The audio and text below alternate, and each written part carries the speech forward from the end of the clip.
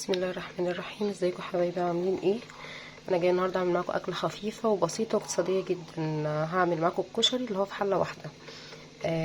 ده كوبايتين ونص رز على كوبايه عدس بجبه. العدس هتحسوا ان هو لونه فاتح كده شويه، عشان انا في تكه يعني ما صورتهاش. انا لما باجي اعمل العدس دوت بحطه، بصوا حتى هتلاقي لونه فاتح كده. لا، بحطه في بوله واصب عليه ميه مغليه بتاع، يعني اسيبه في الميه المغليه كده ينزل لونه وميته كده. انا عارفه في ناس لا بتعمله على طول عادي، اللي هي ما بيجيلهاش انتفاخات عموما من العدسه ابو جبه، لكن لا، بيعمل انتفاخات لما بحطه سليم كده من غير ما باخد الخطوه ديت. بنزل لونه، اللون اللي فيه بيبقى لونه بني مغمق كده. الخطوه ديت بقى ما لو كلتي العدس ما بيخليكيش فيه اي انتفاخات عندك. ده لو حد بيتعب من العدس ابو جبه. ما بتتعبوش من العدس ابو جبه، لا، اتعاملوا عادي خالص، اغسلوا العدس عادي مع الرز، مفيش اي مشكله. اللي بيتعب من العدس ابو جبه بيحصل له انتفاخات في القولون او كده، يعمل الخطوه دي ولا كانه كل عدس بجبه نهائي. يحط العدس في بوله وعليها ميه سخنه لمده ساعه، تنزل لون كده، يقوم شاطفها شطفه حلو وعادي، ويتعامل عادي. يكمل بقى شطفها مع الرز او كده. ده كوبايتين ونص رز وكوبايه عدس بجبه. ودي كوبايه شعريه وبصلايه. هنروح على النار بقى وارجع لكم. انا نزلت كده بربع كوبايه زيت، وهنزل بالبصلايه. بسم الله الرحمن الرحيم. تشوح البصلايه، يعني مش تاخد لون، لا، تدخل بس في التتبيله، لان لسه هشوح معاها الشعريه. وهنزل الرز بالعدس برضو يتشوح معاهم كده، فعشان البصلايه ما تتحرقش انا هشوحها كده شويه وارجع لكم اوريكم لونها قبل ما انزل بالشعريه. انا كده بالنسبه لي تمام قوي. هنزل عليها بالشعريه عشان مش عاوزاها تاخد لون، فلما الشعريه تاخد معاها لون. بسم الله الرحمن الرحيم. عشان الشعريه اساسا بتلون على طول. هو مش هياخد 10 دقايق اصلا، يعني اكله سريعه واحنا بنحبها جدا. وبس، وشويه الصلصه والدقه، وانا بسلق جنبيها شويه مكرونه، اللي هي المكرونه الخرز الصغيره، بتبقى تحفه بصراحه. هشوحهم بقى كده لحد ما ياخدوا لون بسيط وارجع لكم تاني. كده اهو بقى لونهم ذهبي. ده اللي انا قصدي عليه، ان احنا ما نحمرش البصلايه، هتاخد بس تدبل بس، لان لما تتشوح مع الشعريه ما تغمقش وتحروق وتمرر في الاكل. بس كده تمام. عشان لسه هنزل بالرز والعدس، هجيب بقى الرز والعدس انزل بيه ونديهم برضو تشويح. ادي نزلت على البصلايه، اما تبلتها شويه، وبعديها عليها كوبايه الشعريه. بعديها نزلنا بالرز والعدس، هنديلهم تشويحه، يتشوحوا شويه، وبعدين هننزل عليهم بالميه المغليه. نشوحهم بس نص دقيقه بس كده، ننزل عليهم بالميه المغليه والتوابل. التوابل: معلقه كمون، معلقه ملح، معلقه ماجي او باكو ماجي اللي هو الصغير، و3 فصوص ثوم مفرومين هننزل عليهم. يا جماعه الكشري ما بيتحطش عليه غير ملح وكمون وماجي والثومه، اكتر من كده متحطوش اي حاجه على الكشري، بيغير طعمه، بيودي طعم حته ثانيه خالص. ملح وكمون والماجي وفص الثوم، اكتر من كده متحطوش على الكشري، نصيحه مني، طعمه هيروح في حته ثانيه خالص. ادي كده تشوح، هننزل على بسم الله الرحمن الرحيم.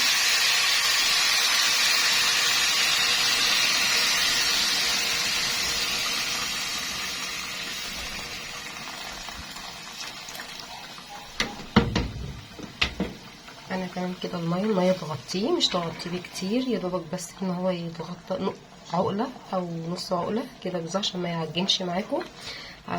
هيتشرب بس وارجع لكم تاني. تعالوا نشوفه مع بعض. بسم الله الرحمن الرحيم. هو كده اهو تمام، اتشرب ومفلفل، مش معجن. بسم الله الرحمن الرحيم.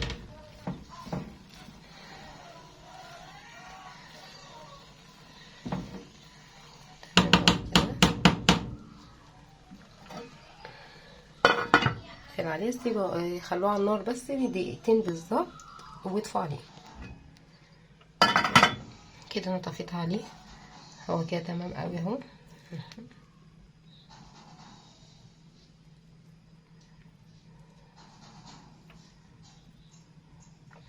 هنروح بقى نعمل الصلصه بسرعه.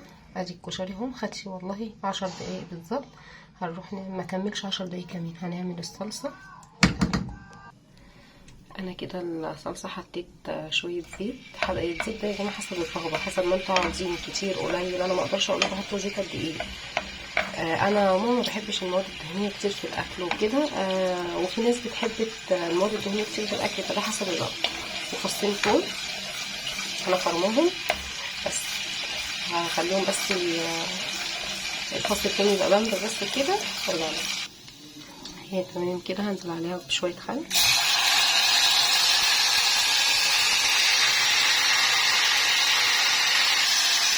هنزل عليها عصير الطماطم.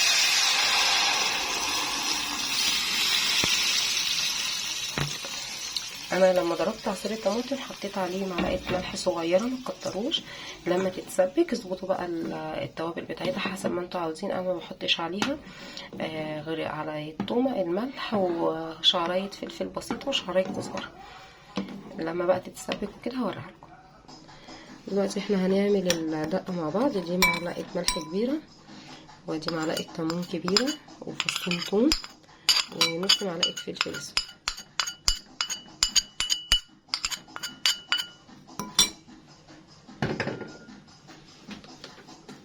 هننزل عليهم ب4 معالق كده او ربع كوبايه ميه، نص كوبايه ميه سخنه مغليه،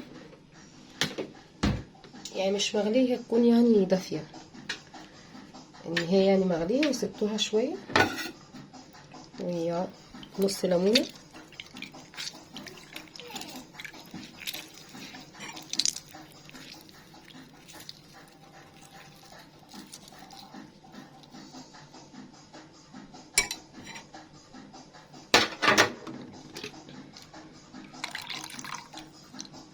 شويه خل، تبوها كده. ودول 2 طماطم متقطعين كده، انا عشان ولادي بيحبوها وجوزي بيحبوا الدقه بالطماطم. بس كده الدقه بتاعت الكشري جاهزه. برضو شوفوا انتوا لو حسب، يعني دي اذواق، دوقوا انتوا طعمها واظبطوها بقى. اللي بيحب ملح كتير، خل كتير، دي حسب، دي اذواق. تمام كده. لسه الصلصه بتتسبك، لما تسبك هرجع لكم تاني.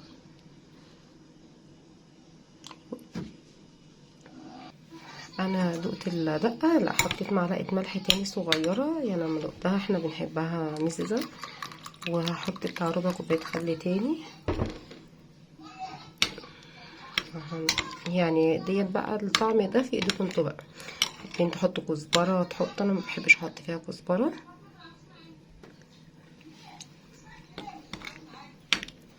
كده طعمها تمام قوي.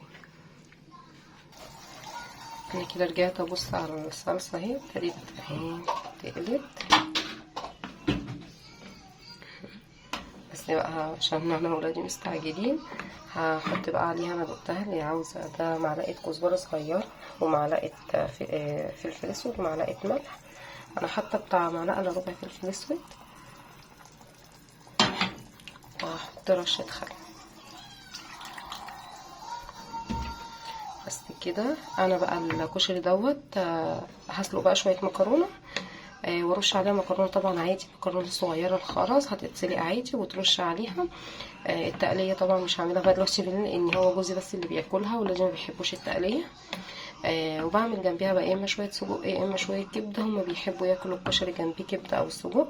وهوريكم بقى الشكل النهائي لما اغرف وكده. هو دي الكشري هو كده خلص، ودي الصلصه خلصت، والدقه احنا عملناها، ودي الدقه اهي جهزت. احنا بنحب الدقه عليها طماطم. ولما اجي اخد بقى الطبق وكده انا هبقى اوريكم الشكل النهائي. وده كده الشكل النهائي، انا غرفته. ده الكشري الحله الواحده وعليه الكبدة، انا عندي في البيت بيحبوا كده، وعليه الدقة اللي هي بالطماطم. جربوه والله هيعجبكم. متنسونيش بقى في اشتراك ولايك وشير ودعواتكم بقى، والله طعمه تحفة. دوقوه بقى بالطريقة دي، طعمه وهم تحفة كده. لا اله الا الله. باي باي.